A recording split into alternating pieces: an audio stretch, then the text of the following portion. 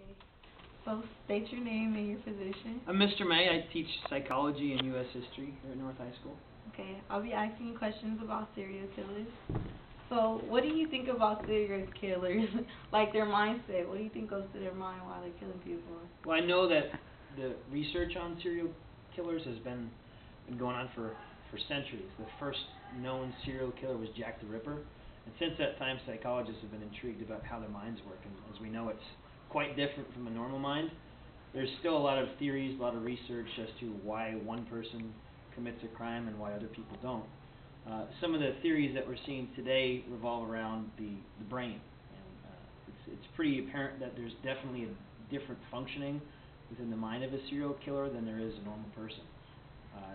What a lot of research has shown and pointed towards is the frontal lobe of our brain, which is where we control things like aggression.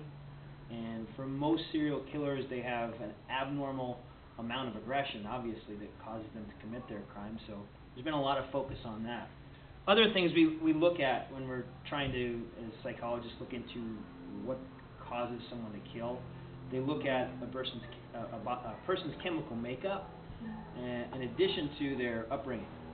We can't forget about the environment in regards to behavior and how a person's environment may cause them to behave certain ways. So I guess in the short answer, without getting too in depth, we look at, I guess, that nature and nurture debate.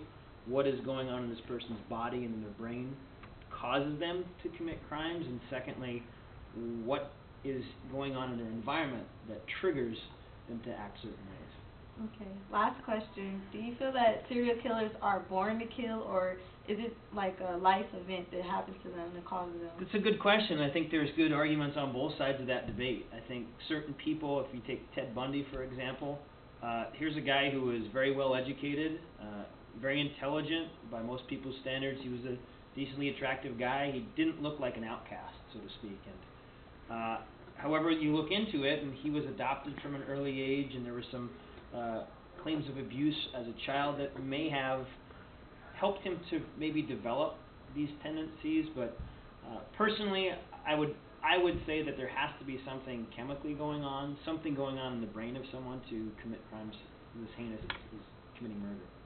Okay. Okay, thank you. You are welcome. Thank you very much. Appreciate it.